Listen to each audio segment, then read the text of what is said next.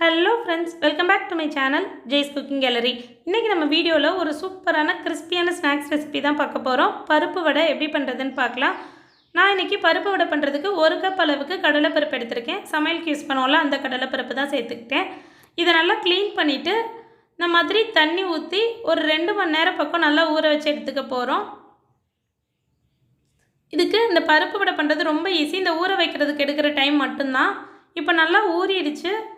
தண்ணியெல்லாம் ட்ரைன் பண்ணிட்டு பருப்பை மட்டும் தனியாக எடுத்து வச்சிருக்கேன். பாருங்க இந்த மாதிரி கட் பண்ணா கட் ஆகணும். அந்த அளவுக்கு ஊற வச்சு எடுத்துக்கலாம். மினிமம் 2 hours வச்சு ஊற வச்சு எடுத்துக்கோங்க. நான் ஒரு 10 ல இருந்து 12 பல் பூண்டு உரிச்சு வச்சிருக்கேன்.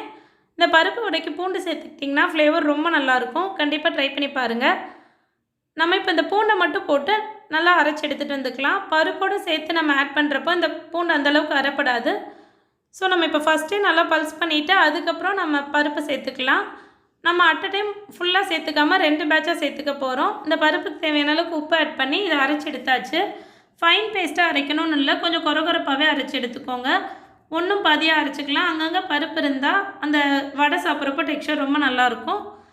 இப்போ இத நம்ம ஒரு மிக்சிங் பவுலுக்கு மாத்திக்கலாம். இதுவே கொஞ்சம் சாஃப்ட் ஆயிருச்சு. இத விடவும் கொஞ்சம் கொரகொரப்பாவே அரைச்சு எடுத்துக்கலாம் நம்ம அடுத்த பேட்சா. இப்போ இந்த பருப்புக்கு தேவையான அளவுக்கு உப்பு ஆட் பண்ணிக்கலாம். ஏன் இப்படி 2 டைமா ஸ்ப்ளிட் பண்ணி சேர்த்துக்கறோம்னா நம்ம அரைக்கிறப்போ மேல இருக்கிற பருப்பு அரைப்படாம இருக்கும். நம்ம பல்ஸ் பண்ணிட்டே இருப்போம். அடியில இருக்கிறது ரொம்ப சாஃப்ட் ஆயிரும். அதுக்காக தான் ஈவனா நம்ம அரைச்சு எடுத்துக்கிறதுக்காக இந்த மாதிரி 2 பேட்சா சேர்த்து அரைச்சு எடுத்துக்கறோம். இப்போ பருப்பு எல்லாத்தையும் நல்லா அரைச்சாச்சு. நான் இப்போ 2 ல இருந்து ஒரு 3 மீடியம் சைஸ் வெங்காயத்தை ரஃப்பா சாப் பண்ணி வச்சிருக்கேன். கூடவே காரத்துக்காக ஒரு பச்சை மிளகாய் கட் பண்ணி சேர்த்துக்கிட்டேன். இத நம்ம இப்போ இந்த பருப்போட சேர்த்து நல்லா mix பண்ணி எடுத்துக்கலாம். வெங்காயம் நீங்க எந்த அளவுக்கு சேர்த்துக்கறீங்களோ அந்த அளவுக்கு வடை கிறிஸ்பியாவும் டேஸ்டாவும் இருக்கும். சேர்த்துட்டு நல்லா mix பண்ணி விட்டுக்கலாம். நம்ம உப்பு அப்ப ஆட் பண்ணதனால இப்ப சேர்த்துக்கணும்னு இல்ல. பருப்பு வடைக்கு மாவு ரெடி ஆயிருச்சு. நம்ம இப்போ ஃப்ரை பண்றதுக்கு அடுப்புல ஒரு pan வச்சிட்டு எண்ணெய் சேர்த்துக்கலாம். எண்ணெய் நல்லா சூடாகணும். கொஞ்சமா கறிவேப்பிலை சேர்த்துக்கிட்டேன். அப்ப நான் ஆட் பண்ண மறந்துட்டேன். உங்களுக்கு சோம்போட ஃப்ளேவர் பிடிக்கும்னா அது கூட கொஞ்சம் சேர்த்துக்கோங்க, நல்லா இருக்கும். இப்போ இத நல்லா உருண்டையா உருட்டி ஃப்ளாட்டா பிரஸ் பண்ணீங்கன்னா பருப்பு வடை ஷேப்ல கிடைச்சிரும். நம்ம எண்ணெய் சூடாகுற டைம்ல இந்த மாதிரி ரெடி பண்ணி வச்சிட்டோம்னா வடை தட்டி வச்சிட்டோம்னா போடுறதுக்கு ரொம்ப ஈஸியா இருக்கும். அதுக்காக தான் இந்த மாதிரி ரெடி பண்ணி எடுத்துக்கலாம். பாருங்க இப்போ இந்த மாதிரி நம்ம வடை போடுறதுக்கு மாவு தட்டி வச்சாச்சு. எண்ணெயும் ஆல்மோஸ்ட் சூடாயிருச்சு. இப்போ ஒண்ணொண்ணா எடுத்து போட்டுக்கலாம். எண்ணெய் நல்லா சூடா இருக்கணும். அந்த டைம்ல போட்டு நம்ம ஃப்ரை பண்ணி எடுத்தோம்னா ரொம்ப ஆயில் அப்சார்ப் ஆகாம கரெக்ட்டா இருக்கும்.